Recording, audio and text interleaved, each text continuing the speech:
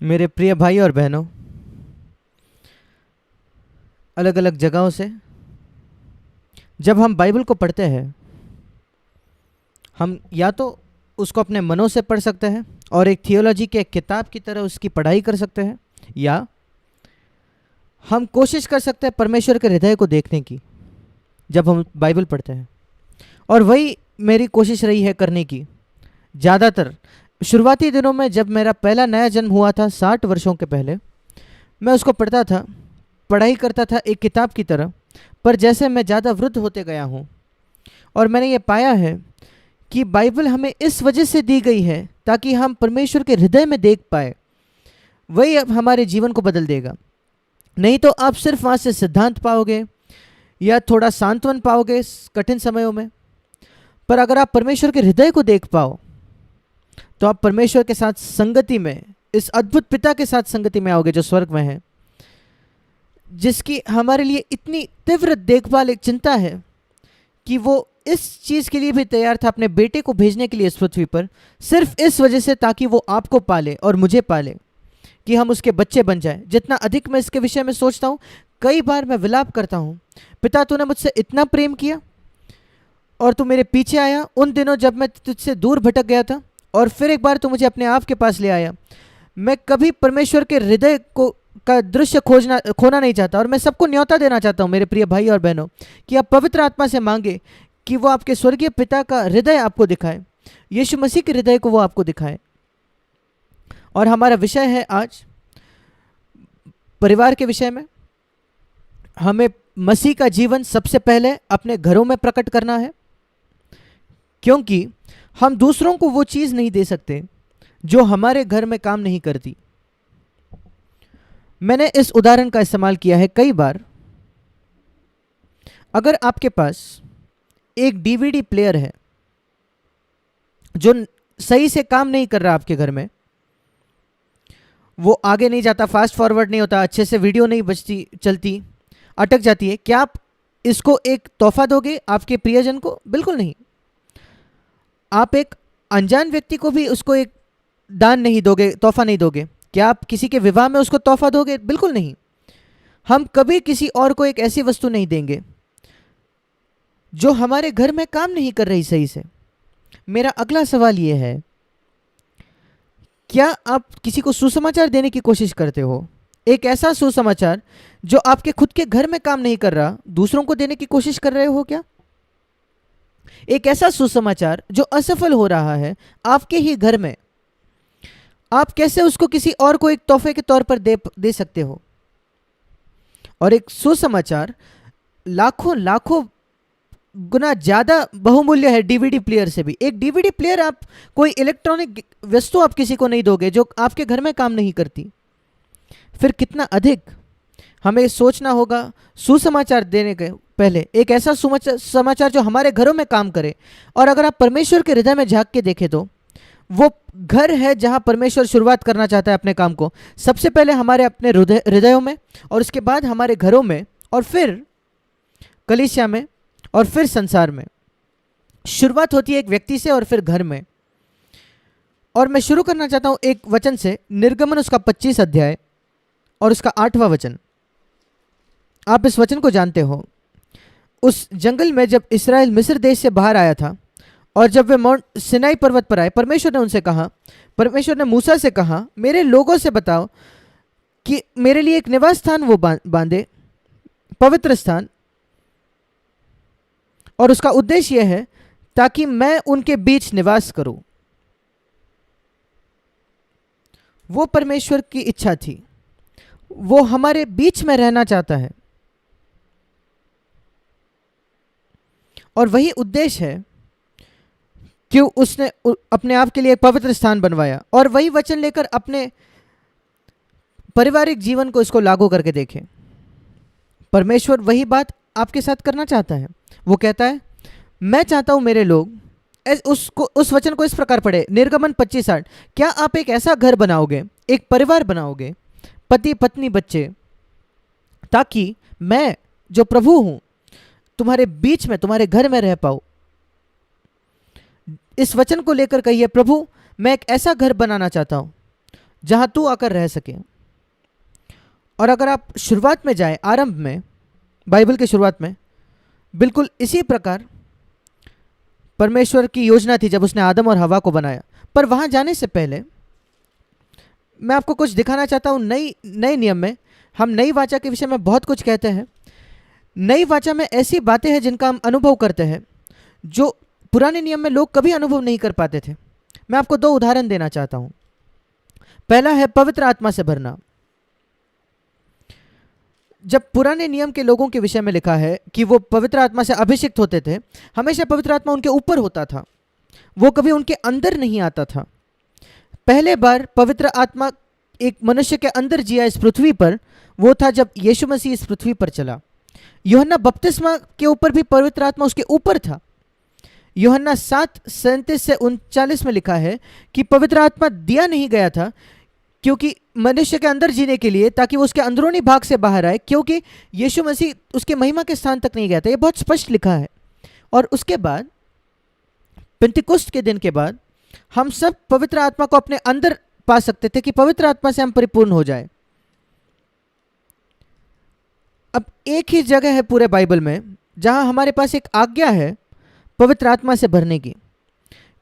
पवित्र आत्मा के विषय में काफी जगह लिखा है प्रेरितों के काम में, पर एक ही जगह जहां एक आज्ञा दी गई है कि पवित्र आत्मा से परिपूर्ण होते जाओ। बहुत ही जरूरी आज्ञा। आपको भरना है, सिर्फ परमेश्वर आपको भर सकता है, पर आपको अपने आप को उपलब्ध करना होगा कि वो आपको परिपूर्ण करे। और वो है इफिसियों की पत्री 5वां अध्याय और उसका 18 वचन। ये पुराने नियम में संभव नहीं था, पुरानी वाचा में संभव नहीं था। दूसरी बात जो संभव नहीं थी पुरानी वाचा में, वो था शैतान का सामना करना, और वो हमसे भाग जाता है। अगर आप पूरे पुराने नियम को पढ़े, आप कभी नहीं पढ़ोगे एक भी व्यक्ति जो शैतान का सामना करता है। शैतान उत्पत्ति 3 अध्याय में दिखता है और वो आदम और हवा पर जयवंत होता है। उसके बाद हम उसको देखते ही नहीं। एक दर्शन में जकरिया नबी की पुस्तक उसके 3 अध्याय में, उसके अलावा हम किसी भी व्यक्ति को नहीं पाते, यूहन्ना बपतिस्मा देने वाला भी नहीं, जो शैतान का सामना करे, क्योंकि वो शैतान का सामना कर ही नहीं पाते थे पुरानी वाचा में। वो उनके लिए बहुत ज्यादा मजबूत था। अय्यूब के पुस्तक में हम देखते हैं उसको स्वर्ग में, और परमेश्वर उसको अनुमति देता है कि वो अय्यूब के जीवन को, उसके संपत्ति को नष्ट कर दे, बाकी चीजों को और उसके परिवार को भी। पहला व्यक्ति, जैसे मैंने कहा, जो पवित्र आत्मा से परिपूर्ण हुआ वो था यीशु मसीह, और पहला व्यक्ति जो शैतान का सामना करता है और उसको हराता है वो भी था यीशु, और वो कलीसिया का सिर है। और अब परमेश्वर चाहता है कि कलीसिया, जैसे यीशु मसीह वो पहले मसीह का देह था, कलीसिया ये मसीह का नया देह है, उसे भी यीशु मसीह के जैसा होना है, परिपूर्ण होकर पवित्र आत्मा से, और शैतान का सामना करके और उसको बाहर भगाना है। जैसे याकूब 4:7 में लिखा है, परमेश्वर के प्रति समर्पित हो जाओ, शैतान का सामना करो और वो तुमसे भाग निकलेगा। और ये दो बातें हैं, अन्य बातों के बीच ये दो विशेष गुण है नई वाचा के। और वो शैतान का सामना करना, वो इफिसियों की पत्री उसके 6 अध्याय में और उसके 10 से 12वें वचन में हम पाते हैं। शैतान के युक्तियों के सामने खड़ा रहना और पूरे परमेश्वर के हथियार को उठाना, सारे चीजों का सामना करते हुए सब कुछ पूरा करके स्थिर खड़ा रहना। इफिसियों 6:13। और यही बात मैं आपको दिखाना चाहता हूं। अगर आप आपके बाइबल को खोले, 2 वचन, इफिसियों की पत्री 5वां अध्याय 18 वचन, पवित्र आत्मा से परिपूर्ण हो जाओ, नई वाचा की आशीष। इफिसियों 6:10 से 13, शैतान के युक्तियों के खिलाफ खड़े हो जाओ और उस पर जयवंत हो जाओ। और अब मैं चाहता हूं कि आप एक बहुत दिलचस्प बात देखो। इन दो भागों के बहुत जरूरी वाक्यों के बीच में, पवित्र आत्मा से परिपूर्ण हो जाओ और शैतान के खिलाफ खड़े होकर उसका सामना करो। क्या आप जानते हो उसके बीच में क्या आता है? पारिवारिक जीवन, पति पत्नियां, 5वां अध्याय 22 वचन, 22 से 33, माता पिता, 6 अध्याय उसका 1 से 4 वचन, स्वामी और दास, 6 अध्याय उसके 5 से 8 वचन, 9 वचन में। कई घरों में होते भी है स्वामी और दास। क्यों ये परिवार के विषय में जो भाग है, ये 2 वचनों के, बड़े जरूरी वचनों के बीच में है, क्योंकि 2 बातें। एक,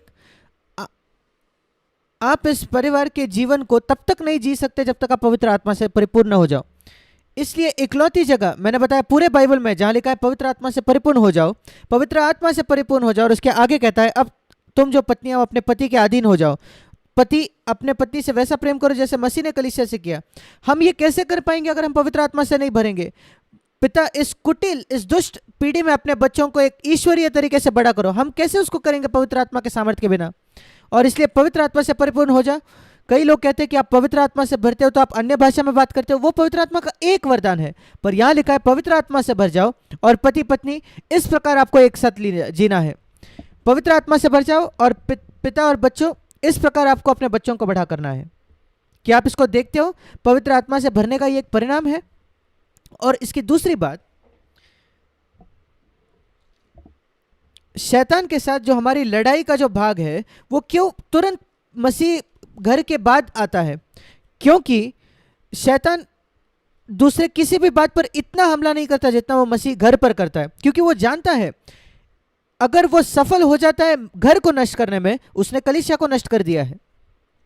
देखिए कितने पास्टर्स हैं जिनकी सेवकाई पूरी तरीके से नष्ट हो गई है क्योंकि उनका घर नष्ट हो गया था, उनके बच्चे बिगड़ गए, हठी हो गए। वो पास्टर जो है वो व्यभिचार में गिर जाता है, वो अपने पत्नी से तलाक कर देता है, किसी और स्त्री के साथ होता है। क्या आप नहीं देख रहे हैं ये सब जगह हो रहा है? ये है शैतान का काम। और वहां आप देखते हो पवित्र आत्मा ने इस भाग को, मसीह घर के विषय में जो एक भाग है, वचन है, तुरंत पवित्र आत्मा से भर जाओ इसके बाद रखा है, और शैतान के हमलों के पहले उसको रखा है, और शैतान से सामना करने के पहले। अगर आप पवित्र आत्मा से भर जाते हो तो हम शैतान का सामना कर सकते हैं हर उस हमले में जो वो मसीह घर के खिलाफ करता है। हम उस जयवंत हो सकते हैं, पत्नियां अधीन हो सकते हैं भक्तिमय अधीनता में, पति अपने पत्नियों से मसीह जैसे कलीसिया से प्रेम करता है वैसे कर पाते हैं, और उस उद्देश्य तक हम जा सकते हैं यद्यपि हम इस पृथ्वी पर सिद्ध ना हो जाए। पिता अपने सारे बच्चों को एक ईश्वरीय तरीके से बड़ा कर सकते हैं, यह संभव है। मसीह आपके बच्चों पर हमला करेगा पर वो कभी सफल नहीं होगा। पवित्र आत्मा से भर जाओ, विश्वास करो परमेश्वर की प्रतिज्ञा पर। इसलिए उसने मसीह घर को, वो उस भाग को तुरंत पवित्र आत्मा से भरने के बाद वो वचन है कि, और वो कहता है कि शैतान से आप सामना कर पाओगे। इफिसियों 6:13, बाकी सारे काम पूरे करके, सब कुछ पूरा करके आप स्थिर खड़े हो सकते हो, पति पत्नी खड़े हो सकते हैं, और वो कह सकते हैं हम शैतान पर जयवंत हो गए अपने घर में। पिता और बच्चे खड़े होकर कह सकते हैं हमने शैतान पर जय पाया अपने घर में। वो है हमारा उद्देश्य मेरे भाई और बहनों। और मेरा विश्वास है कि आप जैसे वचन को आज सुनते हो आप थोड़ा और समझोगे कि इसका अर्थ क्या है। मैं चाहता हूं कि आप मेरे साथ निकालें उत्पत्ति की पुस्तक, उसका पहला अध्याय, पहला 1 और दूसरा अध्याय, जहां मसीह घर की शुरुआत है। एक बार जब फरीसी लोग यीशु मसीह के पास आते, उन्होंने कहा क्या तलाक करने की अनुमति दी गई है? मत्ती 19 में, मैं वहां जाना नहीं चाहता, समय लेना नहीं चाहता वहां जाकर, आप कभी उसको पढ़ सकते हो। क्यों मूसा ने आज्ञा दी कि तलाक किया जाए? और यीशु मसीह ने कहा मूसा ने कोई आज्ञा नहीं दी तलाक करने की, उसने तलाक देने की अनुमति दी। बहुत आसान है वचन को तोड़ना मरोड़ना। फरीसियों ने उसको इस प्रकार मरोड़ा, अगर उनकी पत्नियां पसंद नहीं थी तो वो कहते थे कि मूसा ने आज्ञा दी। मूसा ने कभी आज्ञा दी नहीं है, आज भी तलाक देने की कोई आज्ञा नहीं है। क्योंकि कुछ लोग कहते हैं यीशु मसीह ने अनुमति दी, अगर व्यभिचार किया जाए तो आप तलाक दे सकते हो आपकी पत्नी को। नहीं, उसने कोई आज्ञा नहीं दी ऐसी। आप क्षमा कर सकते हो अपने पत्नी को, यद्यपि अगर वो तलाक भी दे दे आप क्षमा दे सकते हो, वो एक ऊंचा स्थान है। अगर आप एक निर्बल विश्वासी हो तो अनुमति दी गई है। मैं आपको सिर्फ दिखा रहा हूं कैसे लोग वचन को मरोड़ते हैं। पर यीशु मसीह ने कहा, जब उसको यह प्रश्न पूछा गया आरंभ में कैसे था, शुरुआत में कैसे था? शुरुआत में परमेश्वर ने 2 स्त्रियों को नहीं बनाया और आदम को नहीं कहा इनमें से एक चुनो, नहीं, एक ही स्त्री। और जो इस प्रश्न का जो फरीसियों ने पूछा उसका हल यही था कि शुरुआत में जाकर देखो, हर एक बात में आरंभ में जाकर देखो, और आप समझ जाओगे परमेश्वर की क्या योजना थी। परमेश्वर के हृदय को आप देख पाओगे। और जब आप घर के विषय में सोचते हो, मसीह घर के विषय में, शुरुआत में जाइए और आप देखोगे परमेश्वर का क्या उद्देश्य था विवाह के लिए, शादी के लिए। उसके बाद पाप ने आकर इतनी सारी चीजें बिगाड़ दी है। आरंभ में जाइए और शुरुआत में, मैं पहले आपको बहुत दिलचस्प एक बात दिखाना चाहता हूं। 5 दिन में परमेश्वर ने कुछ किया और फिर वो कहता था, वो उस जो बिगड़ी हुई पृथ्वी थी, जो गिर गई थी, जो भ्रष्ट हो चुकी थी, और हर दिन उस दिन के अंत में वो कहता था कि ये अच्छा है। 5 बार वो कहता है कि वो अच्छा है, अच्छा है। सिर्फ दूसरे दिन वो नहीं कहता, बाकी हर दिन पे वो कहता है कि ये अच्छा है, अच्छा है, अच्छा है। और मुझे लगता है कि दूसरे दिन उसने अच्छा है ये इस वजह से नहीं बोला क्योंकि उसी दिन उसने आकाश और पृथ्वी को अलग किया था और शैतान दूसरे स्वर्ग में था, तीसरे स्वर्ग से उसको नीचे फेंक दिया गया था। उसके बाकी के दिन वो कहता था कि अच्छा है, अच्छा है, अच्छा है, अच्छा है। और उसके बाद छठे दिन क्या आप जानते हो परमेश्वर ने क्या कहा? ये अच्छा नहीं है। क्या आपने वो देखा है? 5 दिन, 5 बार, एक दिन उसने 2 बार कहा, 5 बार वो ये अच्छा है, अच्छा है, अच्छा है, अच्छा है। और अचानक छठे दिन पर वो कहता है ये अच्छा नहीं है। क्या आपने वो देखा है?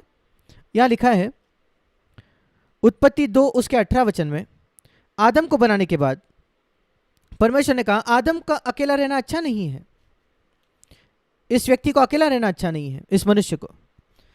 5 बार अच्छा है बोलने के बाद, और इसलिए उसने हवा को निर्माण किया और उसने हवा को आदम के पास वो ले आया और उन दोनों को एक किया। वो पहला विवाह था जो परमेश्वर ने करवाया। और फिर वो कहता है उत्पत्ति 1:31 में ये बहुत अच्छा है। क्या आप देखते हो कि ये कैसे आगे क्रम है? 5 बार 5 बार वो कहता है अच्छा है, अच्छा है, अच्छा है, अच्छा है, अच्छा है। फिर वो कहता है अच्छा नहीं है, और एक बार एक विवाहित जोड़ा आ जाता है, बहुत अच्छा है। वैसा होना चाहिए आपके विवाह में। यद्यपि वो अच्छा नहीं था, वो बहुत अच्छा हो जाता है। यद्यपि चीजें अच्छी थी आपके विवाह के पहले, वो बहुत अच्छी हो जानी चाहिए आपके विवाह के बाद। अब अपने हृदयों को खोज के देखकर क्या आपके अनुभव में यह सच है? मैं 52 वर्ष से विवाहित हूं और मैं और मेरी पत्नी बहुत हम खुशहाल रीति से हमारा विवाह हो चुका है, हम शादीशुदा है। और मैं ईमानदारी से कह सकता हूँ वो बहुत अच्छा है। मैं जब अकेला था वो अच्छा है, शादी के बाद अब बहुत अच्छा है। हम सिद्ध नहीं है, हमारी शादी हुई तब हम सिद्ध नहीं थे, हम आज भी सिद्ध नहीं है। हम सिद्धता की ओर बढ़ते जा रहे हैं। हम यीशु मसीह जैसे पूरी तरीके से आज नहीं बने, पर हम मार्ग पर है। पर एक बात बहुत अच्छी है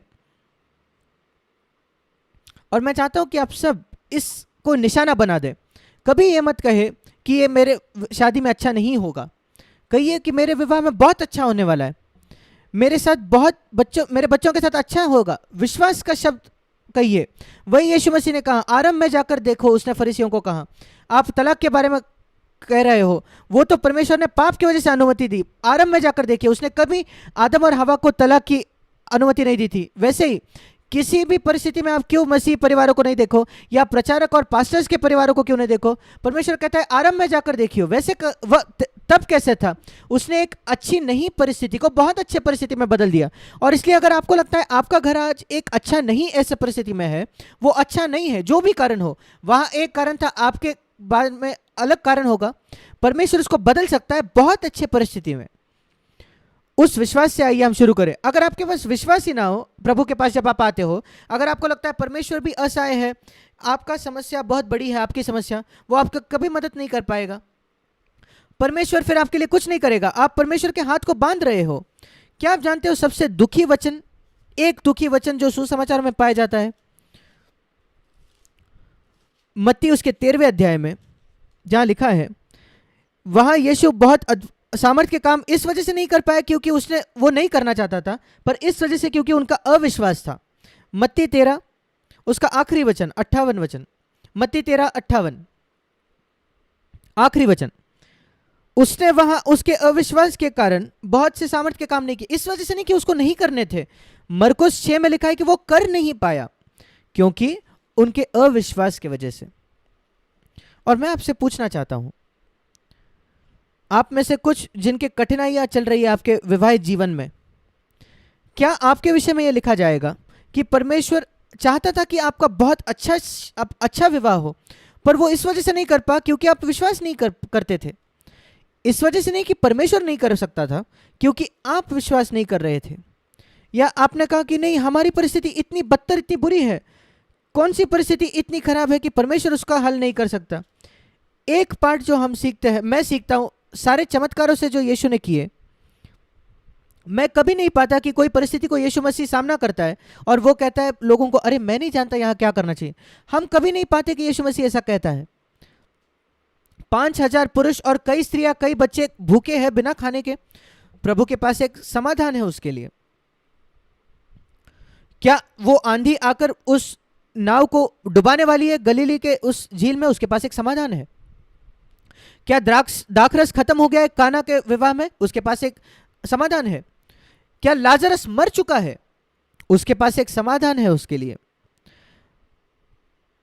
आप इससे क्या सीखते हो इन सारे चमत्कारों से जो यीशु मसीह ने किए? मैं एक पाठ सीखता हूं, कुछ भी असंभव नहीं है परमेश्वर के साथ।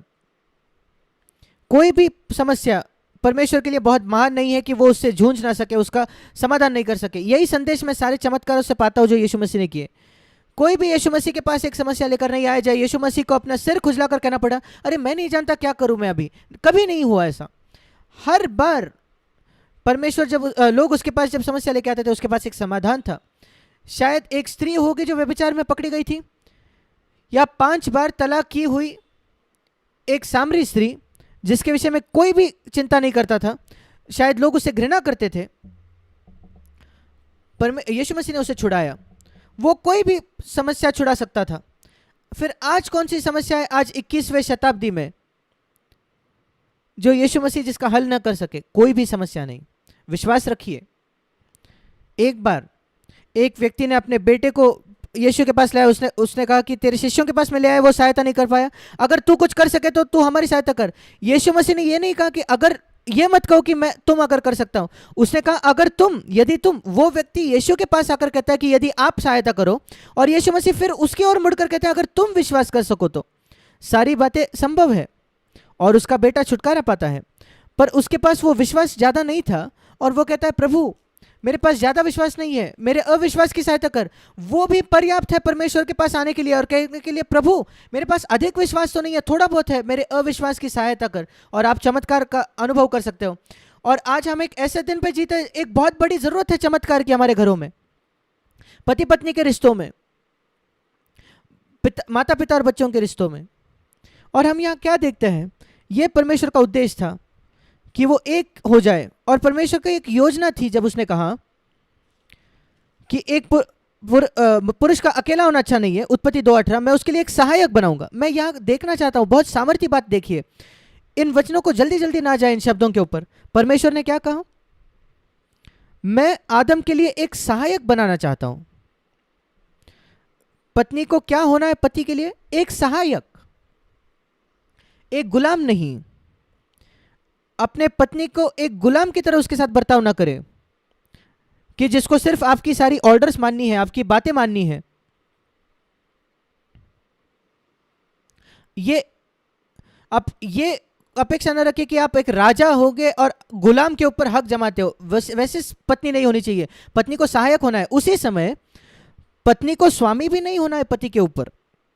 परमेश्वर ने यह नहीं कहा कि मैं आदम के लिए एक स्वामी बनाऊंगा, नहीं, मुझे एक सहायक बनाना है। और जैसे किसी ने कहा कि परमेश्वर ने एक पसली ली आदम के बाजू से, उसने एक हड्डी आदम के सिर से नहीं ली कि वो स्त्री पुरुष पर हक जमाए, अधिकार करे। उसने आदम के पैर से हड्डी नहीं निकाली कि आदमी औरत पर, उस स्त्री पर हक जमाए, पर उसने अपने फसली से, बाजू से निकाली। शायद वो बाई ओर होगा जहां उसका हृदय था, ताकि वो पुरुष हमेशा अपने पत्नी को अपने हृदय के पास रखे, उसके बहुत नजदीक, ये पहचानते हुए कि वो उसके साथ एक है। मैं एक सहायक बनाऊंगा। आप में से जो बाइबल जानते हो, क्या आप नई वाचा में, किसी नए नियम में किसी व्यक्ति को जानते हो जिसको सहायक कहा गया है? क्या आप जानते हो यूहन्ना 14 में जब यीशु मसीह ने कहा स्वर्ग में जाने से पहले अंतिम भोज के समय, उसने कहा अगर तुम मुझसे प्रेम रखते हो, यूहन्ना 14:15, तो मेरी आज्ञाओं को तुम मानोगे। क्या ही ऊंचा स्तर है पहाड़ी उपदेश में उन आज्ञाओं का, हमने देखा है। और वो कहता है मैं जानता हूं कि आज्ञा रखना कठिन है, पर यूहन्ना 14:16, मैं पिता से विनती करूंगा और वह तुम्हें एक और सहायक देगा। एक भाषांतर में लिखा है सांत्वन देने वाला, पर यहां लिखा है सहायक। पवित्र आत्मा को एक सहायक कहा गया है। यीशु मसीह ने वो नाम दिया पवित्र आत्मा को। दिलचस्प है कि परमेश्वर ने वो नाम हवा को दिया। एक पत्नी को अपने पत्नी के लिए, पति के लिए एक सहायक होना है, जैसे पवित्र आत्मा हमारे लिए एक सहायक है। अब देखिए पवित्र आत्मा हमारी कैसे सहायता करता है। पवित्र आत्मा हमारी सहायता करता है बहुत ही छिपे हुए तरीके से। वो सबके सामने अपने आप को नहीं दिखाता, हम कभी पवित्र आत्मा को देखते नहीं, पर वो पीछे, पर्दे के पीछे हमेशा हमारी सहायता करता है। मैं विश्वास करता हूं कि अभी वो मेरी सहायता कर रहा है जब मैं बात कर रहा हूं। मैं हिम्मत ना करूं प्रचार करने का अगर पवित्र आत्मा की सहायता नहीं हो। जब कभी मैं प्रचार करता हूं मैं कहता हूं प्रभु एक झाड़ में मैं एक डाली के समान हूं, अगर वो पोषक तत्व मेरे अंदर ना बहकर आए तो मेरे पास कोई फल नहीं होगा। मैं पवित्र आत्मा पर निर्भर हूं, पर आप पवित्र आत्मा को नहीं देख रहे हो। वो छिपा हुआ सहायक है, पर उसके सहायता के बिना मैं काम कर ही नहीं पाऊंगा। और एक पति को यह पहचानना है कि उसके पत्नी उसके छिपे हुए सहायक के बिना वो काम नहीं कर पाएगा। और पत्नी को भी यह पहचानना है कि मुझे सबके सामने जाने में ना होने की जरूरत नहीं, फिर मुझे क्यों जाने में ना आना अगर पवित्र आत्मा नहीं ढूंढ रहा। मुझे एक छिपा हुआ सहायक होना है अपने पति के लिए, जैसे पवित्र आत्मा है मनुष्य के लिए। अद्भुत है कि हम एक वचन को दूसरे वचन से तुलना करके देखें। दूसरी एक बात जो मैं यहां देखता हूं, परमेश्वर ने सब कुछ तैयार करके रखा था आदम और हवा के लिए, उनको एक करने के पहले, बनाने के पहले। ये अद्भुत है, ये पहचानना। हमें यह विश्वास रखना है कि अगर परमेश्वर ने आपको एक किया है शादी में, तो बहुत अद्भुत बातें हैं जो परमेश्वर ने आपके लिए तैयार करके रखी है। आपके पास ये विश्वास होना ही चाहिए। मैं ये नहीं कह रहा कि बहुत ज़्यादा पैसा या संपत्ति, ऐसा नहीं। जब मैं और मेरे पत्नी का विवाह हुआ, हम बहुत गरीब थे, बहुत गरीब। पहले कुछ वर्षों के लिए हमारे विवाहित जीवन के, हमारे पास एक किराए का घर लेने के लिए भी पैसा नहीं था।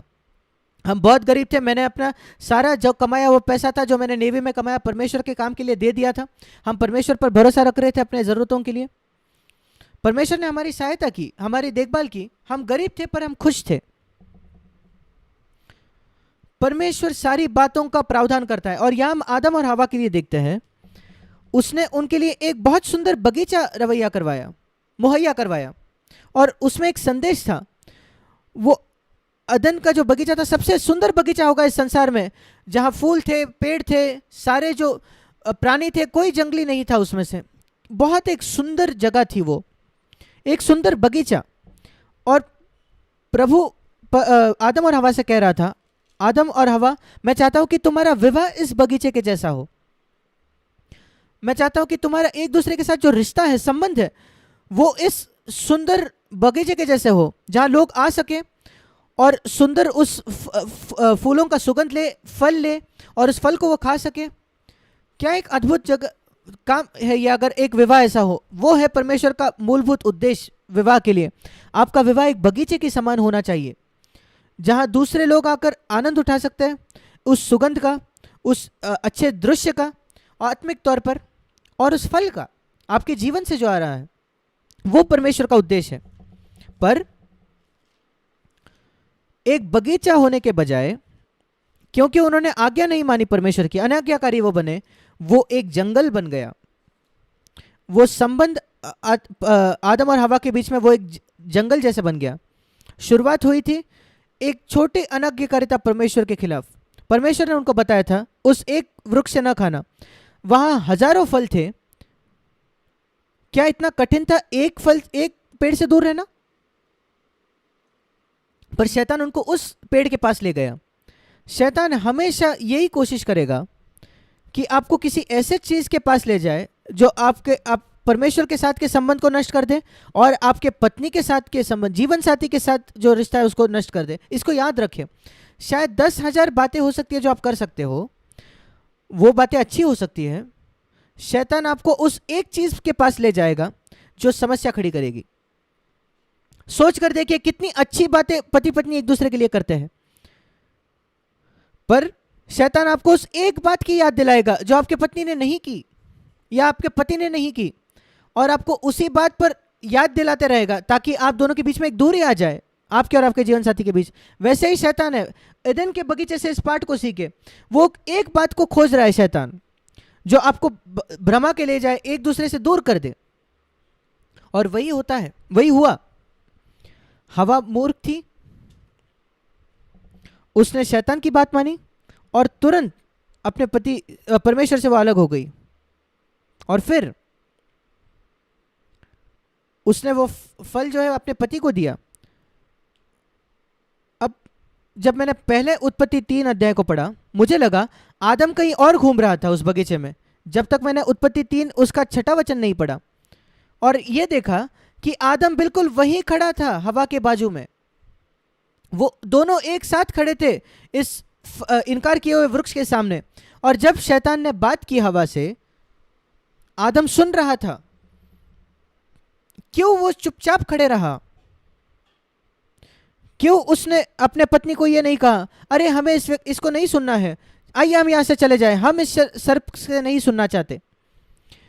क्यों उसने अपनी जगह नहीं ली एक परिवार का मुखिया होने के नाते? और वही मैं कई बार पूछता हूं, क्यों एक पति वो जगह नहीं लेता कि वो इस परिवार का मुखिया है, जब वो देखता है कि उसके घर में कुछ आ रहा है, उसके पत्नी के द्वारा, उसके बच्चों के द्वारा, जो वो जानता है परमेश्वर को अपमानजनक है, अनादर करने वाला है? क्यों वो एक वहां खड़ा नहीं होता किसी गंदे मूवी के खिलाफ जो देखा जा रहा है टीवी पर, या कोई पुस्तक जो एक मसीह को पढ़ने लायक भी नहीं है, या एक मैगजीन जो एक मसीह के पास अपने घर में नहीं होना चाहिए? क्यों वो अंदर आने देता है ऐसी चीजों को? क्यों वो आदम के जैसे चुपचाप खड़ा होता है? आदम को बनाया गया था ताकि वो परिवार का मुखिया बने, वो असफल हुआ। और कई पति बिल्कुल उसी तरीके से असफल हुए हैं। अय्यूब उसके पीढ़ी में बहुत सबसे सिद्ध व्यक्ति था पृथ्वी पर। परमेश्वर ने कहा उसके जैसा और कोई नहीं था। उसने शैतान को यह बात परमेश्वर ने बताई। और उसकी पत्नी वो इतनी आत्मिक नहीं थी उसके जैसे। अय्यूब ने सारी दुखों को स्वीकार किया पर उसकी पत्नी स्वीकार नहीं कर पाई। और हम अय्यूब की पुस्तक उसके 2 अध्याय में पढ़ते हैं, वो पत्नी अय्यूब के पास आकर कहती है, तो क्यों परमेश्वर की निंदा करके उसको श्राप देकर मरता नहीं, या दूसरे शब्दों में परमेश्वर की निंदा कर और आत्महत्या कर ले। और अय्यूब ने कहा तू एक मूर्ख स्त्री के समान बात कर रही है। उसने वहां वो खड़ा हुआ परिवार का मुखिया होने के नाते उसने कहा यह एक मूर्ख बात है कहने के लिए। क्या आप ये कहोगे? अगर आपके घर में कोई ऐसी बात सुझाव दे जो परमेश्वर की इच्छा के खिलाफ है, प्यार से कहे कि मेरे प्रिय ये एक अच्छी बात नहीं है, हम यहाँ परमेश्वर की अनाज्ञाकारी नहीं होना चाहते। वही आदम को वहां कहना चाहिए था, हवा हमें सर्प को नहीं सुनना है, आइए हम यहां से चले जाए। क्या ही अलग कहानी होती अगर वो ऐसा करता। तो उसने उसकी जगह नहीं ली कि वो परिवार का मुखिया था। हम उसको बिल्कुल शुरुआत में देखते हैं। सारी इस संसार में जो बुरी बातें हैं शुरुआत वहीं से हुई। अगर वो वही रुकता था तो नहीं आती। हवा के तौर पर भी हम देखते हैं एक असफलता थी। जब शैतान आकर उससे बात कर रहा था उसको बस यही कहना था, मेरे बात सुनो, परमेश्वर ने मुझे एक मुखिया दिया है, वो यही मेरे बगल में खड़ा है, मुझे उससे सलाह मशवरा करने दो और फिर मैं तुमसे बात करूंगी। कहानी अलग होती। क्या आप अपने आप निर्णय लेते हो एक दूसरे से सलाह मशवरा किए बिना? इसलिए शैतान आपके घर में प्रवेश कर पाता है। शायद पति अपने पत्नी से सलाह नहीं लेती या पत्नी पति से सलाह नहीं ले रही, क्योंकि पत्नी को सहायक होना है। मैं देखता हूं कि परमेश्वर ने एक अच्छे विवाह में या किसी भी विवाह, कई विवाहों में पति और पत्नी उनकी अलग अलग दृष्टिकोण, अलग अलग राय होते हैं। ये अच्छी बात है और मैं बताता हूं ये अच्छी बात क्यों है। अगर एक पति एक घर के उत्तर दक्षिण दिशा में खड़ा है और वो वहां से उत्तर दिशा से फोटो ले, तस्वीर खींचे उस घर का, और वो पत्नी उसी घर के पीछे दक्षिण भाग में खड़ी हो और वो वहां से उसकी एक तस्वीर खींचे उस घर की, फिर वो तस्वीरें बिल्कुल अलग दिखेंगी, क्योंकि घर का आगे का हिस्सा पीछे के हिस्से से बिल्कुल अलग दिखता है। पर एक पूरा चित्र लेने के लिए उन दोनों चित्रों को एक साथ मिलाइए। वही फायदा है अगर दो पति पत्नी उनका दृष्टिकोण अलग हो। ये नहीं कि वो झगड़ा करे, नहीं, एक तो सहायक है। और इसलिए जब पति कहता है मुझे वो तस्वीर देखने दो जो तुमने लिया है, अरे ये तो बिल्कुल अलग तस्वीर दिख रही है, पर ये इस घर का पीछे चित्र है और मुझे पूरा चित्र मिल रहा है। और ऐसा ही होता है। परमेश्वर हमें एक दूसरे से अलग इस वजह से बनाता है ताकि हम एक दूसरे की सहायता कर सके। और ये एक जरूरी बात है जो हमें यहां देखनी है। हमें क्या करने की जरूरत है एक विवाह में? कि एक बगीचे को हम जंगल में तब्दील कर पाए। अगर आपका विवाह होना तो चाहिए एक बगीचे जैसा, मैं बताता हूं कैसे वो बगीचा एक जंगल में बदल जाएगा। मेरे साथ निकालिए नीतिवचन 24 अध्याय, नीतिवचन उसका 24 अध्याय, उसका 30 वचन। नीतिवचन 24:30, मैं आलसी के खेत के पास से होकर गया। एक आलसी व्यक्ति वो है जो कुछ नहीं करता, और निर्बुद्धि मनुष्य की दाख की बारी के पास से होकर गया। और मैंने क्या देखा, वो सा एक जंगल के समान वो बन गया था, कटीले पेड़ से भरा हुआ, बिच्छू पौधों से ढक गई थी, और पत्थर का बाड़ा गिर गया था।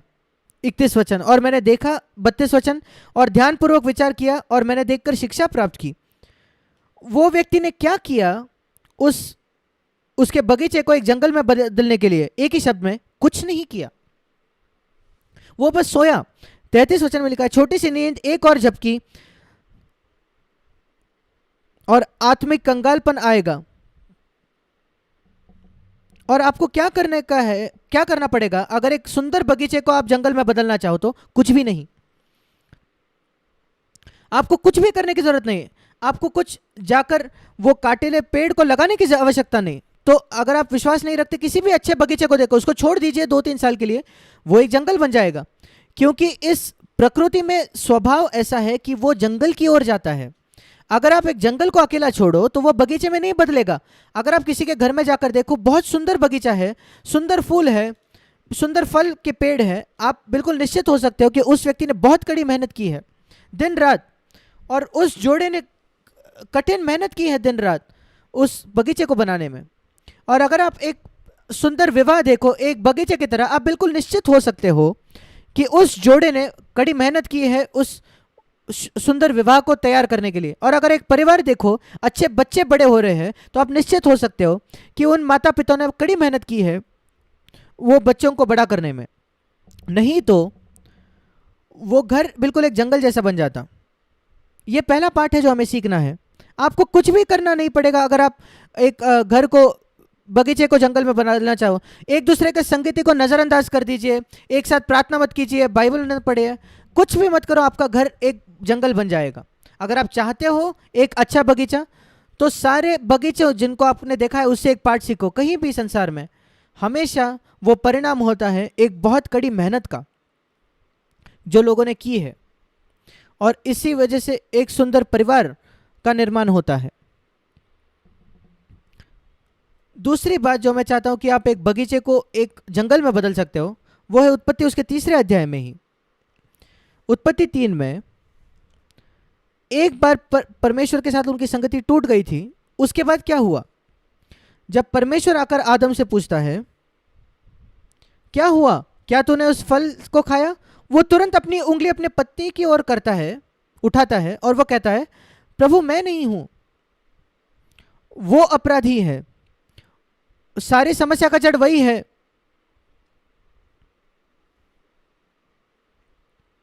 और परमेश्वर कहता है कि हवा तुमने क्या किया, उसको भी आदम, वो आदम से ही बनी, इसलिए उसके पास वही स्वभाव है, आदत है, मैं नहीं, वो सर्प की गलती है। देखो ये आदत दूसरों पर दोष लगाने की, एक दूसरे पर दोष लगाने की, इसकी शुरुआत हुई एदन के बाग में, एदन के बगीचे में। ये बहुत कठिन है एक व्यक्ति के लिए अपनी गलती मान लेना, अपनी असफलता मान लेना। आदम, देखिए हवा ने कोई आदम के मुंह में उसको ठूसा नहीं था उस फल को। आदम बस ये कह सकता था प्रभु मेरी गलती हुई, मुझे क्षमा कर, मैं प्रलोभित हुआ और मैंने खा लिया। तो क्या अगर आपके पत्नी ने दिया, वो मुख्य बात नहीं है, तुमने मुंह खोलकर खाया। आदम अपने ऊपर दोष उठाइए, दूसरों को पत्नी पर दोष क्यों लगा रहे हो। यह सच है कि पत्नी ने दिया, और इसलिए कई बार आप देखते हो पति पत्नी के रिश्ते में कोई तनाव आ जाता है, तुरंत ये उंगली उठाने का, दूसरे पास उंगली उठाने का आत्मा आदम की आ जाती है, और ये दोष लगाने की आत्मा, उसने किया, तुमने ये किया या तुमने वो किया। क्या आप जानते हो पति पत्नी कई बार ऐसी बातों के विषय में बात कर सकते हैं जो 15 वर्षों पहले हुई थी। क्या आप याद है 15 वर्षों पहले तुमने ये किया, 20 वर्षों पहले तुमने ये किया, तुम्हें याद है हमारे शादी के पहले तुमने ये किया। आप अपने बगीचे को एक जंगल में बदल सकते हो। आपको उस उंगली उठाने से दूर होना होगा। वैसे वो बगीचा एक जंगल में बदल गया। मैं आपको एक सुंदर वचन दिखाना चाहता हूं इसके ही विषय में। यशायाह उसके 58 अध्याय में, यशायाह उसके 58 अध्याय में परमेश्वर यहां कहता है, प्रभु यहां कहता है, वो हमें यहां कहता है कैसे वो आपके जीवन को, यशायाह 58:11 उसके बीच में लिखा है, तुम एक सींची हुई बारी के जैसे बनोगे। ये एक वायदा है, यशायाह 58:11। और एक ऐसे सोते के समान जिसका जल कभी नहीं सूखता, हमेशा जल आता है। एक सुंदर बगीचा, एक विवाह सुंदर बगीचा जैसा हो सकता है जहां एक पानी का झरना आते रहता है, पानी का सोता दिन रात तरोताजा करता है। उस वायदे पर दावा कीजिए, यशायाह 58:11। पर दूसरे शर्तों में से एक शर्त यह है, जब तुम मुझे पुकारो, प्रभु कहता है कि प्रभु मुझे ये बगीचा दे, यशायाह 58 उसका 9वां वचन, ये शर्त है। तुम पुकारोगे और प्रभु कहता है मैं कहूंगा मैं यहां हूं, मैं तुम्हें उत्तर दूंगा अगर तुम उंगली उठाना एक दूसरे पर बंद कर दो, दोष लगाना बंद कर दो। प्रभु, क्या आपने सुना प्रभु क्या कह रहा है? मैं तुम्हारा जवाब दूंगा जब तुम उंगली उठाना बंद कर दो एक दूसरे के ओर, यशायाह 58:9। और फिर मैं तुम्हारे जीवन को एक सींचे हुए बारी के समान बनाऊंगा, बगीचे के समान। क्या आप कम से कम आज से मेरे प्रिय भाई और बहनों ये आदत को रोक सकते हो जो शुरुआत हमारे परखो आदम से हुई कि एक दूसरे पर उंगली उठाना? आपका विवाह एक सुंदर बगीचे जैसा हो सकता है, चुनाव आपका है। और फिर आप कह सकते हो कि मेरे पत्नी को शुरुआत करने दो, मेरे जीवन साथी को शुरू करने दो। सचमुच यहां कौन अगुवा होने वाला है? कौन ज्यादा मसीह जैसा होने वाला है?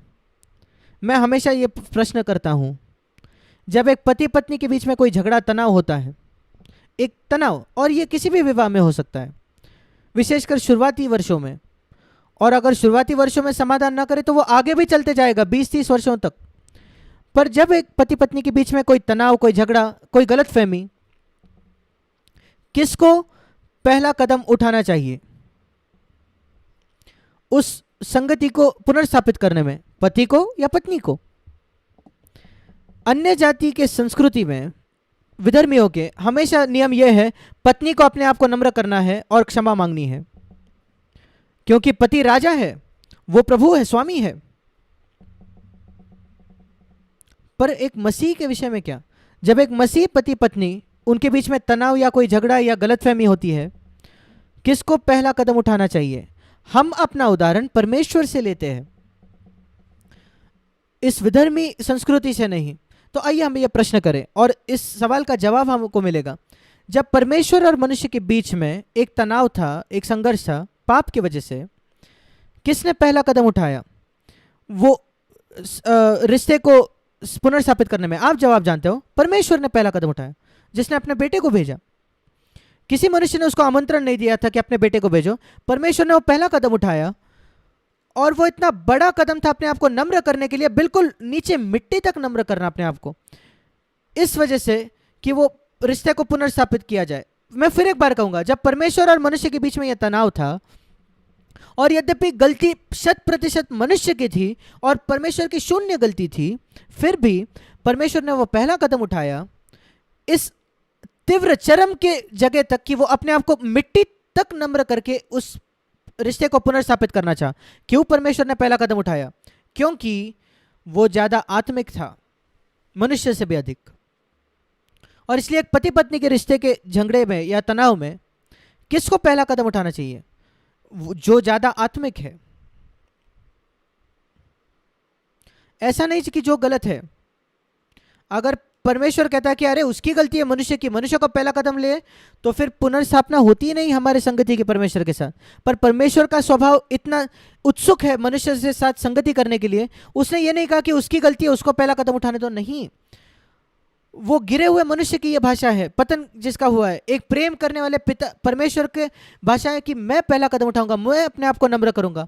सोच कर देखिए हमारे विवाह कितने अलग होते अगर आप परमेश्वर के उदाहरण का अनुसरण करते। तो इस शैतान के उदाहरण के पीछे जाने के बजाय, जिसको भाइयों पर दोष लगाने वाला कहा गया है, शैतान बताता है प्रकाशित वाक्य 12वें अध्याय में कि शैतान रुका है कि परमेश्वर के बच्चों पर हर दिन वो दोष लगाता है। वहां लिखा है दिन रात वो दोष लगा रहा है परमेश्वर के बच्चों पर। दूसरे शब्दों में वो इंतजार करता है, उसके लाखों दुष्ट आत्माएं हैं पूरे संसार में, कोई गलती ढूंढते हैं वो कि कोई विश्वासी कोई गलती करे, और वो कहते हैं देखो परमेश्वर, क्या आप देखते हो, देखिए वो कैसे बात कर रहा है, देखिए वो क्या कर रहा है, देखिए वो पोर्नोग्राफी अश्लील बातें देख रहा है जब कोई नहीं देख रहा। और वो कहता है कि ये नया जन्म पाया हुआ आपका बच्चा है, परमेश्वर क्या आप इसको देख रहे हो। वो दोषी है, दोष लगाने वाला भाइयों का। मेरे प्रिय भाई और बहनों, पति पत्नी शैतान के हाथ को ना पकड़े और अपने जीवन साथी पर दोष ना लगाए, उस आदत को आज ही रोक दे, खत्म कर दे। कहिए शैतान को, शैतान मैं कभी तेरे हाथ को फिर नहीं पकड़ूंगा अपने जीवन साथी पर दोष लगाने के लिए, मैं कभी ये नहीं करने वाला। मैं आज तक अज्ञान था, नहीं जानता था, मूर्ख था इतने सालों, पर मैं इसके बाद नहीं करने वाला। मसीह मेरे जीवन में आ चुका है, मैं मसीह के जीवन को प्रकट करने वाला हूं। मसीह ने कोई लोगों पर उंगलियां नहीं दिखाई, उसके क्रूस पर उसके हाथ ऐसे खिंचे हुए थे और उस हाथों में खीले ठोक दिए गए थे उस क्रूस पर। उसके पास कोई उंगलियां नहीं थी कि वो लोगों पर उंगलियां उठाए। उसने अपने हाथों को ऐसे खींचा, ऐसा पसारा, ये कहते हुए कि मैं आप दोनों को एक करना चाहता हूं। वही अंतर है मसीह की आत्मा में और शैतान की आत्मा में, जो वही आत्मा आदम और हवा में थी। और इसलिए इसी वजह से एक बगीचा एक जंगल हो सकता है और हम इससे दूर हो सकते हैं। मैं आपको एक और वचन दिखाना चाहता हूं पति पत्नियों के लिए, पहले पत्रस में उसके 3 अध्याय में। यहां कुछ अद्भुत वचन है पति पत्नी के रिश्ते के विषय में बाइबल में।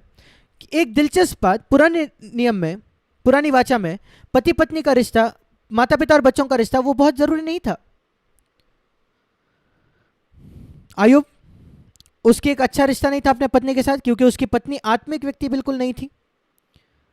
सिर्फ हम मूसा के विषय में एक ही बात पढ़ते कि उसका पत्नी के साथ झगड़ा था।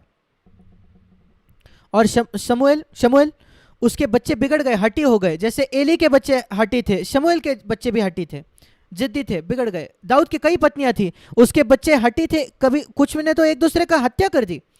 हमारे पास अच्छे परिवार का चित्र है ही नहीं पुरानी वाचा में। वो बहुत अच्छा परिवार जो नूह का था, हम देखते हैं उसके एक बेटे ने जाकर अपने पिता के नंगेपन को उजागर किया। पुराने नियम में पारिवारिक जो रिश्ते थे वो ज़्यादा जरूरी नहीं है। महान परमेश्वर के जन, उनका एक महान परिवार, अच्छा परिवार नहीं था। मूसा, शमूएल, नूह भी, नूह को अपने एक बेटे को, हाम को श्राप देना पड़ा, उसके वंशज को, उसके अपने बेटे के वंशजों को। पर जब नई वाचा की बात आती है, प्रभु कहता है 1 तीमुथियुस उसके 3 अध्याय में, एक व्यक्ति एक अगुआ नहीं हो सकता, एक कलीसिया में एल्डर नहीं हो सकता जब तक कि वो एक पत्नी का पति हो, उसका एक अच्छा परिवार है, उसने अपने बच्चों को अच्छी तरीके से बड़ा किया है। ये बहुत जरूरी है।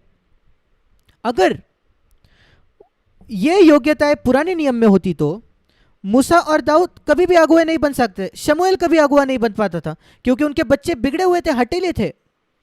और यद्यपि सबसे महान लोग मूसा, दाऊद, शमूएल, वो बहुत बड़े अगुए थे, पर नई वाचा में उदाहरण के तौर पर अगर शमूएल या मूसा या दाऊद आज जीते तो मैं कभी उनको हमारे किसी एक कलीसिया में अगुआ नहीं बनाता, असंभव। क्योंकि इनके सबके बच्चे बिगड़े हुए थे, हठीले थे, कैसे आप एक कलीसिया में अगुए हो सकते हो।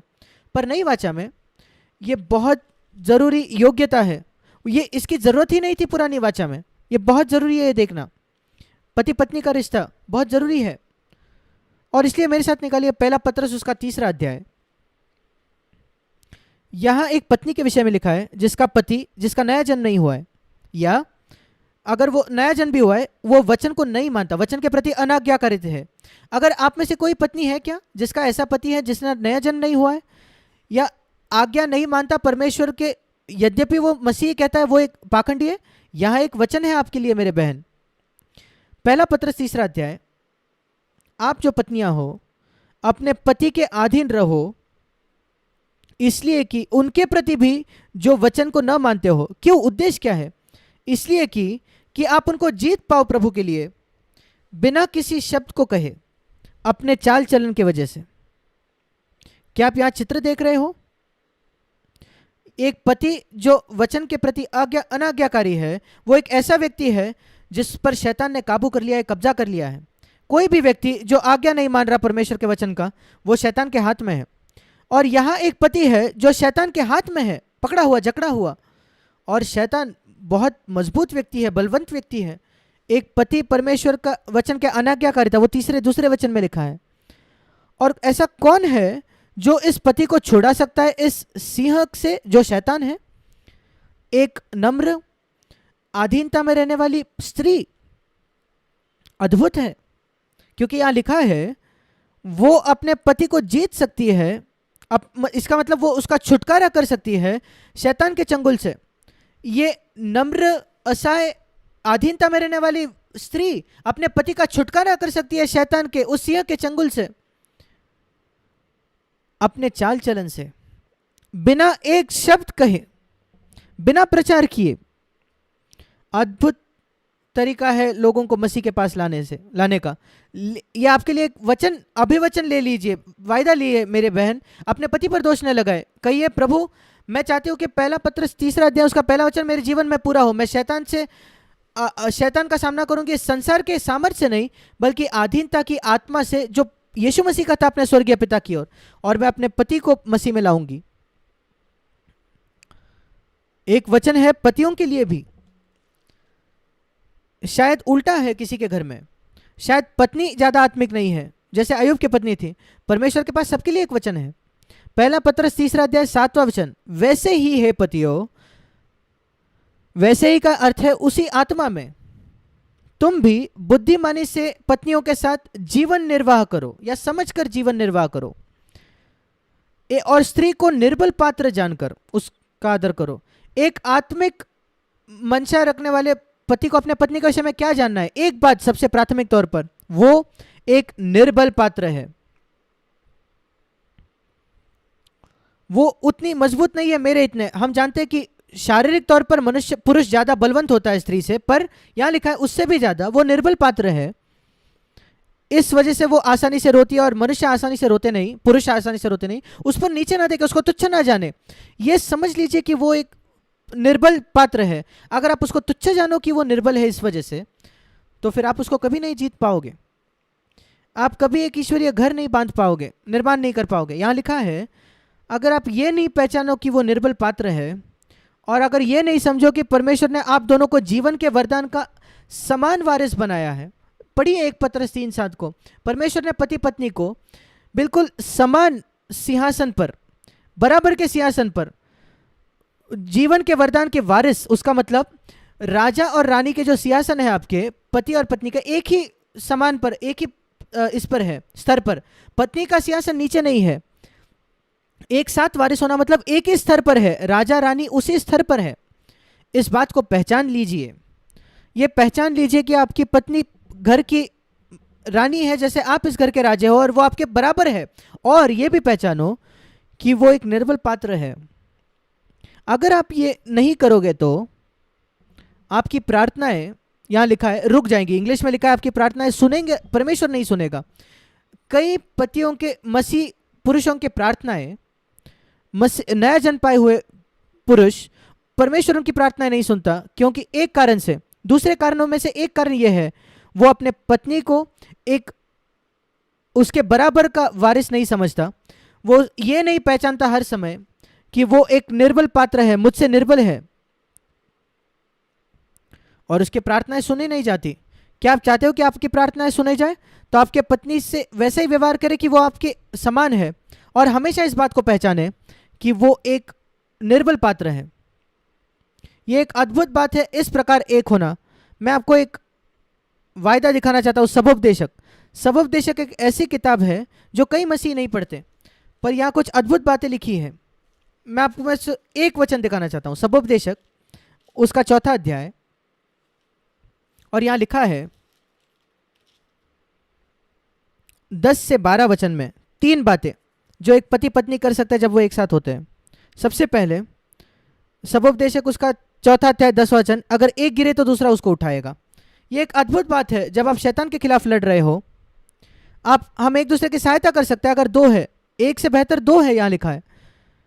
दूसरी बात, वो एक दूसरे के लिए परमेश्वर को आत्मिक तौर पर बिल्कुल गर्म और ज्वलंत रख सकते हैं।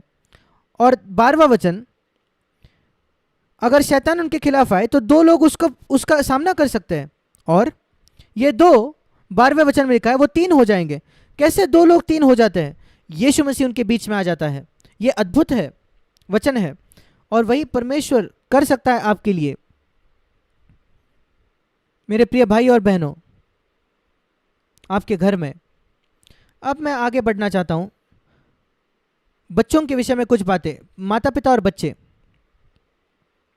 विशेषकर प्राथमिक तौर पर पिता की जिम्मेदारी होती है बच्चों को परमेश्वर के मार्गों में बड़ा करना। यह बहुत स्पष्ट है। इफिसियों की पत्री उसके 6 अध्याय में लिखा है, बच्चे और अपने माता पिता के विषय में लिखा है, बच्चे अपने माता पिताओं के बात मानो, आज्ञाकारी रहो, क्योंकि ये उचित है। अपने माता और पिता का आदर करो, यह पहली आज्ञा है जिसके साथ प्रतिज्ञा भी है। इफिसियों 6:2। तीसरा वचन कि तेरा भला हो और तू धरती पर बहुत दिन जीवित रहे। और मैं सारे माता पिता को एक प्रश्न करना चाहता हूं, क्या आप चाहते हो कि आपके बच्चों के साथ भला हो? तीसरा वचन इफिसियों 6:3। दूसरा प्रश्न, क्या आप चाहते हो कि वो इस धरती पर बहुत दिन जीवित रहे? मैं निश्चित हूं कि आप कहोगे कि दोनों प्रश्नों का उत्तर हाँ है। तो आपको यह करना है, अपने बच्चों को सिखाओ, दूसरा वचन, कि अपने माता पिता का आदर करें। उनको यह सिखाइए, पहला वचन, कि वो अपने माता पिता की आज्ञा माने। कभी अनाज्ञाकारिता को हल्के में मत लेना, एक 2 साल के बच्चे से भी। मेरा यह विश्वास है बच्चे नहीं इस शब्द का अर्थ समझ सकते हैं 1 साल की उम्र में भी।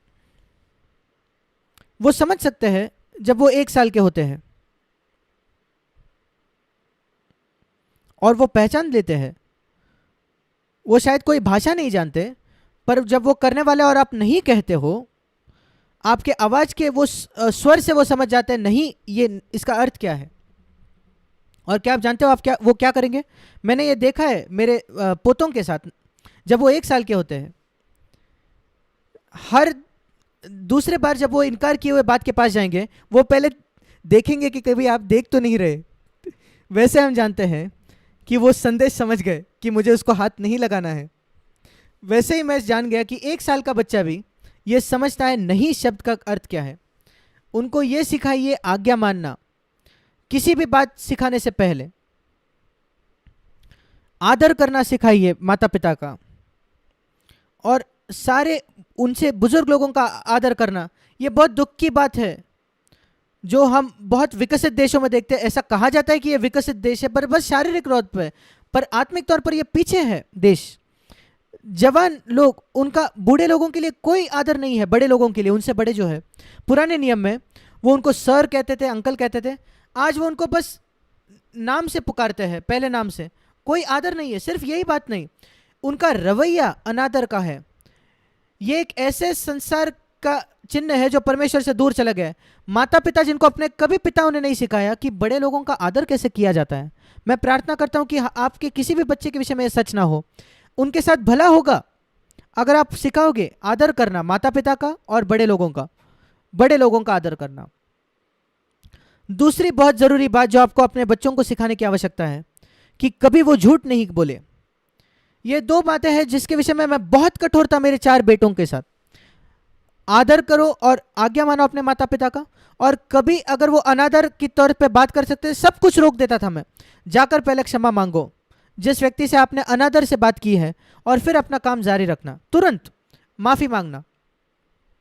मैंने वही मांगा अपने बच्चों से, और मैं कभी ये सहन नहीं करता था कि वो झूठ कहे। सारे बच्चे झूठ कहते हैं। भजन संहिता 58 में लिखा है कि बचपन से, जन्म से वो झूठ कहते हैं। ये उनके स्वभाव का एक हिस्सा है, उनको आदम से ये प्राप्त हुआ है। और हमें वो सिखाना है कि वो आदत छोड़ देनी है, हमेशा सत्य कहना। ये 2 बहुत जरूरी बात है जो हमें उनको सिखानी है। मैं आपको एक वचन दिखाना चाहता हूं मलाकी की पुस्तक में। मलाकी पुराने नियम का आखिरी पुस्तक है। आखिरी 2 वचन पुराने नियम के, आखिरी 2 वचन पुराने नियम के पिता और बेटे का संबंध के विषय में है। और यहां लिखा है कि मैं एलिया को भेजूंगा भयानक दिन के पहले, बड़े और भयानक दिन के पहले, प्रभु के, मसीह के दूसरे आगमन के विषय में लिखा है। और जो एलिया के विषय में लिखा है वो है मसीह की देह। एक व्यक्ति नहीं, जो कलीसिया, उसको मसीह का देह लिखा है, और यहां उसको एलिया कहा गया है। और ये अंतिम दिन में एलिया या अंतिम दिनों का जो मसीह की देह है कलीसिया, वो क्या प्रचार करेगी, क्या घोषणा करेगी? मलाकी 4:6 आखिरी वचन पुराने नियम का, माता पिता के मन को उनके पुत्रों की ओर फेर दिया जाए और पुत्रों के मन उनके माता पिता की ओर फेर दिया जाएगा, नहीं तो परमेश्वर आकर पृथ्वी पर श्राप देगा। इंग्लिश में श्राप लिखा है, हिंदी में सत्यानाश। क्या आप देखते हो कितना जरूरी है आखिरी दिनों में? 5वें वचन में लिखा है, यहोवा के बड़े और भयानक दिन के पहले, अंतिम दिन के पहले न्याय के। ये पिताओं की बुलाहट है, पिताओं के लिए, कि वो अपने बेटों के मित्र बने, बच्चों के मित्र बने और उस रिश्ते को पुनर्स्थापित करें। अगर कोई तनाव है तो आपके में और आपके बच्चों के बीच में किसी भी कारण से, पिता को पहला कदम उठाना है उस रिश्ते को पुनर्स्थापित करने में। यहां लिखा है पिता उसको पहला कदम उठाना है और फिर बच्चों को अपने माता पिता की ओर, और हमारे बच्चों को अनुशासित करना एक बहुत अच्छी बात है, बुद्धिमानी की बात है। बाइबल बताती है इब्रानियों की पुत्री उसके 12वें अध्याय में, मेरे साथ वहां निकालिए। हम जानते हैं परमेश्वर सबसे सिद्ध पिता है पूरे विश्व में, और यहां लिखा है परमेश्वर कई बार हमें अनुशासित देता है, ताड़ना देता है, वो अनुशासन है। मैंने परमेश्वर का अनुशासन कई बार अनुभव किया अपने जीवन में। इन 60 वर्षों में जब मैं एक मसीही रहा हूं, विश्वासी रहा हूं, जब कभी मैं कहीं गिर जाता था, फिसलता था, कई बार एक कठोर शब्द का इस्तेमाल करने से या एक गुस्से का शब्द इस्तेमाल करने की वजह से परमेश्वर ने मुझे अनुशासित किया है, ये कहते हुए कि मैं चाहता हूं कि तुम सिद्ध हो अपने बातचीत में। क्यों परमेश्वर ये करता है? ऐसे समय है जब मैं मुझे फीवर आ जाता है और मैं बिस्तर पे होता हूं, मैं पूछता हूं प्रभु क्यों तू मुझे ये फीवर आया है, क्या तू मुझे कुछ सिखाना चाहता है? और परमेश्वर एक बात मुझे दिखाता है। एक हफ्ते पहले जो बात घटी, बहुत छोटी बात, एक शब्द जो मैंने इस्तेमाल किया जो कठोर था, और मुझे जाकर क्षमा मांगनी पड़ती है और मुझे उसको सीधा करना पड़ता है। और मैं कहता हूं परमेश्वर तेरा धन्यवाद, परमेश्वर धन्यवाद कि तूने मुझे सतर्क किया, चेताया कि मैं थोड़ा और मसीह के जैसे बन जाऊं, और अगर मुझे फीवर मिलना पड़े उसके वजह से तो कोई बात नहीं।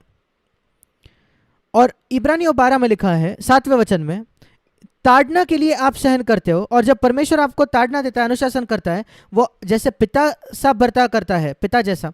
क्योंकि कौन सा पुत्र है जिसकी ताड़ना पिता नहीं करता? प्रश्न देखिए क्या है, ऐसा कौन सा पुत्र है जिसकी ताड़ना पिता नहीं करता, अनुशासन नहीं करता? दुर्भाग्यपूर्ण हमें कहना पड़ेगा, आज कई बच्चे हैं जिनके माता पिता अनुशासित नहीं करते उनको। अगर करना तो पिता को है, अगर पिता नहीं करता तो क्या? वो बहुत आलसी है या वो आत्मिक सोच नहीं रखता, फिर माता को वो करना पड़ेगा। आमतौर पर पिता होता है जो काम पर जाता है, पैसा कमाता है घर के लिए, पर अगर पिता लकवा मारा हुआ है और वो घर पे पड़ा हुआ है, फिर माता को जाकर करना पड़ता है जो पिता आमतौर पर करते हैं। अगर पिता असफल हो जाता है अपने बच्चों को अनुशासित हो करने में या परमेश्वर का वचन सिखाने में, तो माता को वो करना पड़ेगा। यहां लिखा है जब हमारे इस संसार के पिता, 9वां वचन, शारीरिक पिता, उन्होंने हमारी ताड़ना की और हमने उनका आदर किया। बाइबल हमें सिखाती है पिता को अपने बच्चों को अनुशासित करना है, पिताओं को, और कई तरीकों से हम अपने बच्चों को अनुशासित कर सकते हैं। अगर बहुत गंभीर बात है, जब वो छोटे हैं, शायद एक छड़ी से हमें उनको मारना पड़े, पर दूसरे तरीके भी है। उनको जाकर खेलने मत दो उस दिन, या उनको बैठकर कुछ काम दे दो। उनके खेलने के समय उनको अनुशासित करना किसी तरीके से, ऐसे कई तरीके। हमेशा आपको मारने की कोई आवश्यकता नहीं, शायद कुछ सौभाग्य उनसे दूर रखना। अनुशासन के अलग अलग तरीके हैं, यह दिखाने के लिए कि उनके अनाज्ञाकारिता से हम अप्रसन्न है या जो उनका अनादर है, यह बहुत जरूरी है। और पिता, यह भी लिखा है इफिसियों 6 अध्याय में, सिर्फ ये नहीं कि उनके बच्चों को अनुशासित करे, 2 बातें। इफिसियों 6 अध्याय अपने बच्चों को अनुशासन और शिक्षा में बड़ा करना, ये दूसरी बात है। अपने बच्चों को परमेश्वर का वचन सिखाना, अपने शुरुआती उम्र से, छोटे उम्र से एक पिक्चर स्टोरी की बाइबल लीजिए और वो कहानियां पढ़ के बताइए बच्चों को, और उनको कहानियां बताइए बाइबल के, उनमें से हम क्या पाठ सीख सकते हैं, आत्मिक पाठ। वो हमारा उद्देश्य होना चाहिए हमारे सारे बच्चों के लिए। वही मैंने अपने चारों बेटों के साथ किया। वो घर छोड़कर जाने से पहले, 17 या 18 की उम्र में, कॉलेज में जाने से पहले, मैं चाहता था कि वो बाइबल को जान ले, मैं चाहता था कि उनका नया जन्म हो जाए, और मैं चाहता था कि उनका बपतिस्मा हो जाए। और वो तीनों बातें हो गई उनकी। नया जन्म पाया, बपतिस्मा पाया, और सचमुच बाइबल के विषय में काफ़ी कुछ जान गए थे। सिद्धांत, बाइबल के सिद्धांत, सिर्फ कहानियाँ नहीं। पर वो तभी आएगा अगर आप उनके साथ काम करो तो, और उनके साथ तब से काम करें जब वो 1 वर्ष के साल के हैं। उनके साथ प्रार्थना कीजिए। आपको अपने बच्चों के लिए प्रार्थना करना है जब वो माँ के गर्भ में है, तब भी प्रार्थना करना शुरू कीजिए। हर समय प्रार्थना कीजिए लगातार। और हमें कभी अपने बच्चों के लिए प्रार्थना करना रोकना नहीं है। हम प्रार्थना करते हैं, हमारे बच्चों का विवाह हो चुका है, हम उनके लिए आज भी प्रार्थना करते हैं। हम अपने नाती पोतों के लिए प्रार्थना करते हैं। बहुत बहुत ज़रूरी है। प्रार्थना से कई बातें हो जाती है। जब वो बीमार है उनके लिए प्रार्थना कीजिए। आपके बच्चे अगर बीमार है, माता पिता, आपने हाथ उन पर रखिए और यीशु मसीह के नाम से कहिए, प्रभु तूने कहा कि हाथ रखो बीमारों पर और वो चंगे हो जाएंगे। यहाँ मैं अपने बच्चे पर हाथ रख रहा हूँ, उसको चंगा कर दे इस फीवर से या कोई भी बात से। और ये एक अद्भुत बात है बच्चों के लिए कि वो विश्वास सीखेंगे जब वो देखेंगे माता पिता उनके लिए प्रार्थना करते हैं, उनको बाइबल सिखाते हैं, उनके लिए प्रार्थना करते हैं। इस दुष्ट संसार में यह बहुत ज़रूरी है कि हम अपने बच्चों को बाइबल के सत्य सिखाएं, ईश्वरीय मूल्य सिखाएं, और कैसे एक दूसरे से संबंध रखना है, कैसे झगड़े से बचना है, कैसे लोगों को क्षमा, एक दूसरे को क्षमा करना सीखना है। क्षमा करना बहुत ज़रूरी बात है जो हमें सीखनी है हर परिवार में, और मैं उसी से अंत करना चाहूँगा। एक बहुत ज़रूरी बात जो हमें अपने बच्चों को सिखानी है और सीखनी है, पति पत्नी के बीच में एक दूसरे को क्षमा करना। और कभी एक दूसरे को याद मत दिलाओ पहले की असफलताओं का। हमारे बच्चों को सिखाना कि हम एक दूसरे को क्षमा करें,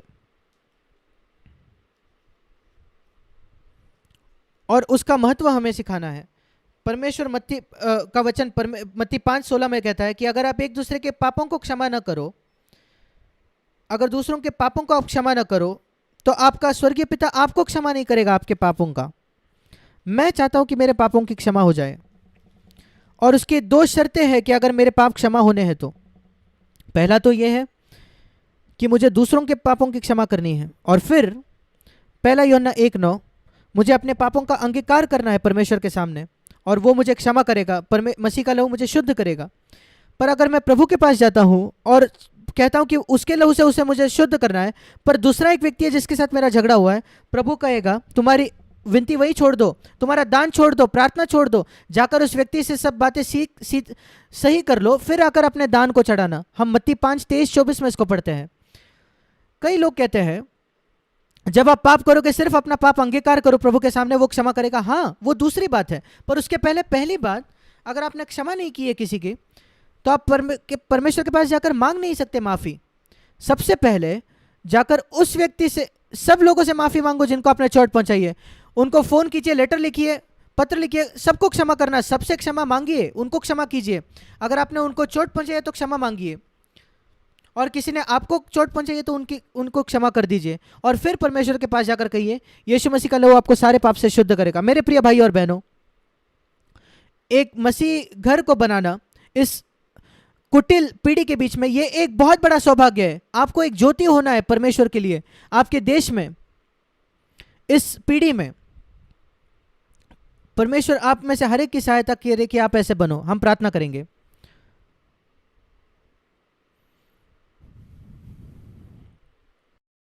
स्वर्गीय पिता,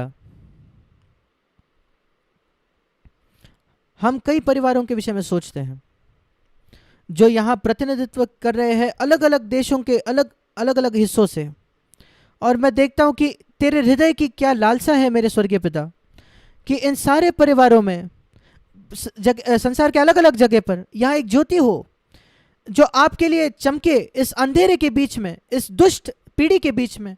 मैं प्रार्थना करता हूं कि कई लोग आज इस सत्य से जकड़े जाए कि वो आपके लिए एक ज्योति बने अपने ही घर में सबसे पहले, और फिर उस ज्योति को वो दूसरों से बांटे जो उनके इर्द गिर्द है। हम यीशु मसीह के नाम से मांगते हैं, आमीन।